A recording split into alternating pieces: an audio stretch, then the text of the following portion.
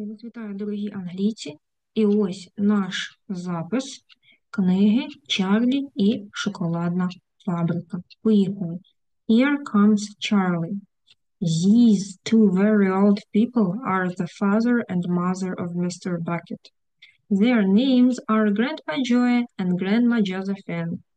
And these two very old people are the father and mother of Mrs. Bucket.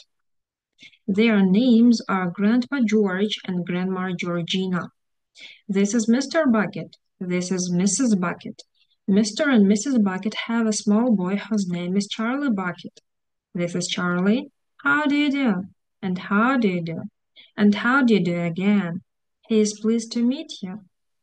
The whole of this family, the 6 grown-ups, call them, and little Charlie Bucket live together in a small wooden house on the edge of a great town. The house wasn't nearly large enough for so many people, and life was extremely uncomfortable for them all. There were only 2 rooms in the place altogether, and there was only one bed. The bed was given to the 4 old grandparents because they were so old and tired, they never got out of it.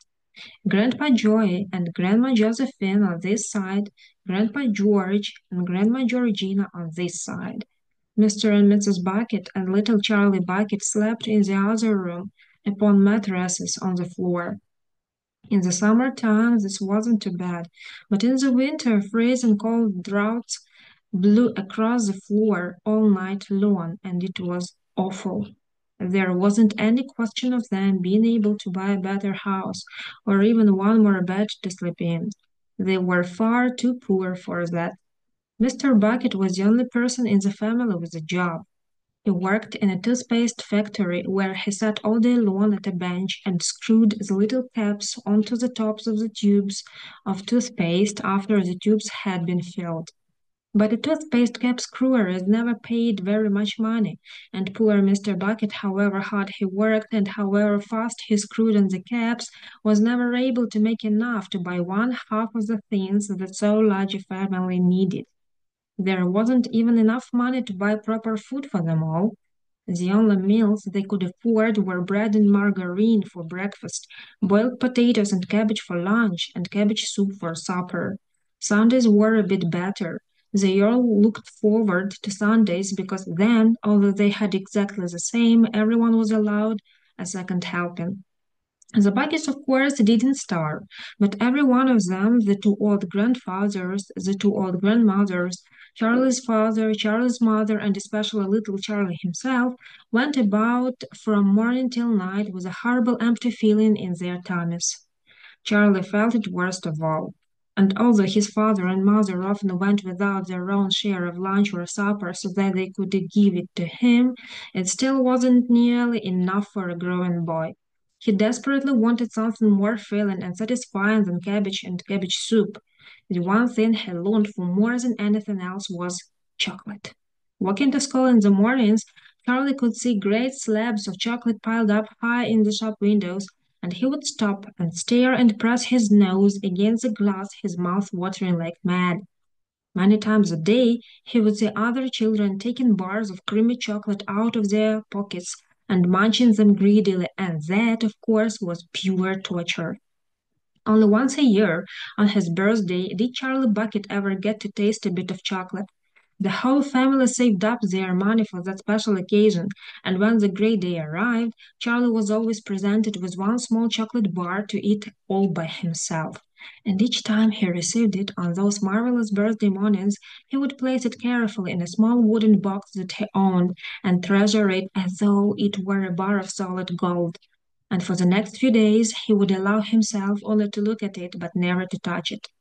Then, at last, when he could stand it no longer, he would peel back a tiny bit of the paper wrapping at one corner to expose a tiny bit of chocolate, and then he would take a tiny nibble, just enough to allow the lovely sweet lovely sweet taste to spread out slowly over his tongue. The next day he would take another tiny nibble, and so on, and in this day Charlie would make his 6-penny bar of birthday chocolate last him for more than a month. But I haven't yet told you about the one awful thing that tortured little Charlie, the lover of chocolate, more than anything else.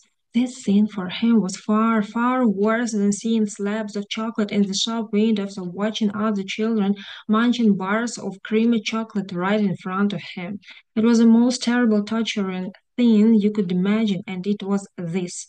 In the town itself, actually within sight of the house in which Charlie lived, there was an enormous chocolate factory. Just imagine that. And it wasn't simply an ordinary enormous chocolate factory either. It was the largest and most famous in the whole world. It was Wonka's factory, owned by a man called Mr. Willy Wonka, the greatest inventor and maker of chocolates that there has ever been. And what a tremendous, marvelous place it was. It had huge iron gates leading into it, and a high wall surrounding it, and smoke belching from its chimneys, and strange whistling sounds coming from deep inside it. And outside the walls, for half a mile around in every direction, the air was scented with a heavy, rich smell of melting chocolate. Twice a day, on his way to and from school, little Charlie Bucket had to walk right past the gates of the factory, and every time he went by, he would begin to walk very, very slowly, and he would hold his nose high in the air and take long, deep sniffs of the gorgeous chocolatey smell all around him. Oh, how he loved that smell, and oh, how he wished he could go inside the factory and see what it was like. Самі гроші. Другий розділ ми будемо читати пізніше. Ваше завдання розібрати, перекласти весь цей текст.